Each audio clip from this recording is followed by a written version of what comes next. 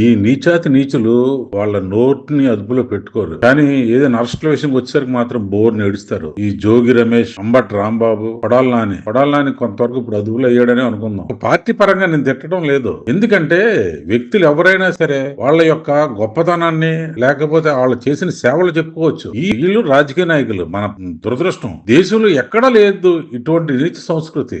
వీడు మళ్ళీ అరెస్ట్ చేయడానికి వస్తే నేను బ్యాక్వర్డ్ క్యాస్ట్ అని ట్రంప్ కార్డు వాడతాడు. ఈ దరిద్రుడు మా బ్యాక్వర్డ్ క్యాస్ట్ లో పుట్టడం మేము చేసుకున్న పాపం అనిపిస్తుంది బ్యాక్వర్డ్ క్యాస్ట్ ఉన్న వాళ్ళందరికీ. ఎందుకంటే ఇలాంటి వాళ్ళు ఎంత తిట్టినా తప్పులేదు. ఏంటి మాటలు ఏంటి, అది సభ్య సమాజం సిగ్గుపడుతుంది. ఒక ఓటర్ గా నాకే ఒళ్ళు గొగ్గురు పొడుస్తుంది. ఒక ముఖ్యమంత్రి స్థాయి వ్యక్తిని కాకపోయినా పక్కన పెట్టినా అతని వయసు ఏంటి, ఆ వయసు కూడా గౌరవకుండా విశ్వసారంగా తిడతాడు. ఈ లావుడు ఇప్పుడు వచ్చి నీతులు చెప్తుంది ఆ అమ్మాయి. కర్మ మళ్ళీ చూపిస్తాను. ఇప్పుడు కర్మ చూపించే కదా మెలగైంది మీకు, మళ్ళీ కర్మ చూపిస్తుంది, మళ్ళీ తర్వాత కర్మ చూపిస్తా అంటే ఇలా కర్మలు చూపించుకొని వెళ్ళండి. జనాలకి మీరేమి పనులు చేయకండి, మీరేమి కర్మలు చేయకండి. మీలాంటి వాళ్ళు ఎన్నుకోవడం ప్రజలు చేసుకుని పాపం, అంతే కదా.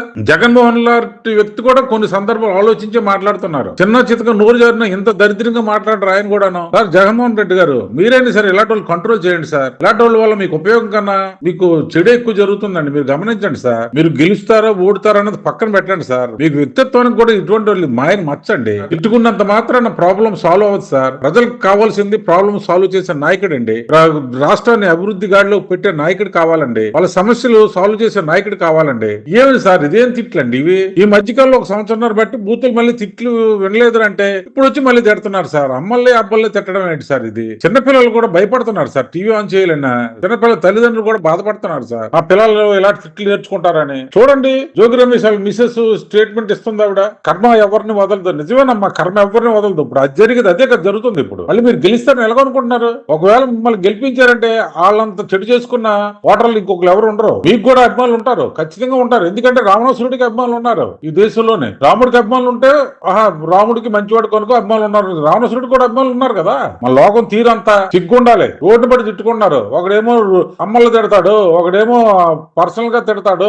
మళ్ళీ ఎవరైనా విమర్శిస్తే వాళ్ళని మళ్ళీ దాడి చేయడానికి ప్రయత్నిస్తారు. సార్ చంద్రబాబు నాయుడు గారు మీరైనా సరే సీరియస్ యాక్షన్ తీసుకోవాలి సార్. ఆ కిరణ్ అనే వ్యక్తి జగన్మోహన్ రావు గారి శ్రీమతి గారిని తిట్టినందుకు జైల్లో పెట్టారు. అలాగే వీళ్ళందరినీ బుద్ధి చెప్పండి సార్. మీరు కాకపోతే న్యాయపరంగా సరే బుద్ధి చెప్పండి సార్. ఏంటి సార్ ఇవి తిట్లు వినలేక వస్తున్నాం? ఏది నోటుకు వస్తే అనేస్తారు. గతంలో 5 సంవత్సరాల పాటు ఉదయం లేచి టీవీ ఆన్ చేస్తే ఈ తిట్లు తిన్నా సుప్రభాతంలో తిట్లు తినాలి వినాల్సి వచ్చేది. ఎవరికైనా తల్లే వ్యక్తిగత విమర్శలు చేసుకోవడానికి ఇదేమైనా సరే పర్సనల్ ఇష్యూలా, రాజకీయ గొడవలే కదా. సమస్య మీద స్పందించండి. వాళ్ళు తప్పు చేస్తే నిలదీయండి. దానికి బూతులు తిట్టాల్సిన అవసరం లేదే. సామాన్యులుగా మాకు వచ్చిన ఆలోచన మీకెందుకు రాదు? ఒక మీడియా పర్సన్ అడుగుతున్నాను చెప్పండి. తిట్లు తిట్టడం వల్ల సమస్యలు సాల్వ్ అవుతాయా? మీరేమి తిట్టడం వల్ల ఎవరైనా స్కాములు చేసిన వాళ్ళు ఎవరిని తిడుతున్నారని అనుకుందాం. తిట్లు తిట్టడం వల్ల స్కాములు చేసిన మానేస్తారా? తిట్టేందుకు తిట్టడం అండి?